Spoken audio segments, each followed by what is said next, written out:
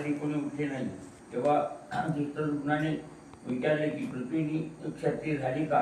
आणि त्यावेळी कर्ण मोठा गर्वाने पुढे आला आणि म्हणाला, त्या माझ्याचा डोळा भिडल्यापासून द्रौपदी माझी पटराणी होईल. कर्णाने ती शिवधनुष्य उचलण्याचा प्रयत्न केला, पण ते त्याला पेलवता आले नाही आणि तो जमिनीवर पडला.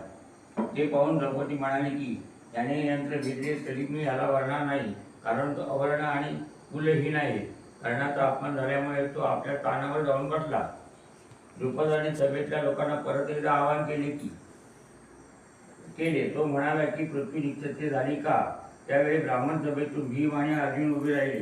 द्रुपद राजा चकित होऊन पाहू लागला, हे ब्राह्मण या यंत्राचे भेद कसे करतील असे त्याला वाटत होते. ब्राह्मण वेशातल्या पांडवांना कोणी ओळखले नव्हते. अर्जुन धनुष्याजवळ आला आणि त्याने त्या धनुष्याभोवती प्रदक्षिणा घातली. मग त्याने क्षणार्धात त्या धनुष्याला सहजपणे दोरी बांधली. श्रीकृष्णाचे स्मरण केले आणि 5 बाण हातात घेतले. पहिल्याच बाणाने यंत्र भेदून माशाचा डोळा उडवला. सभेमध्ये जय जयकार झाला. द्रौपदीने अर्जुनाच्या गळ्यात वरमाळ घातली. द्रौपदाने आपल्या परिवाराच्या 5 ब्राह्मणांचे रक्षण करण्याची आज्ञा केली.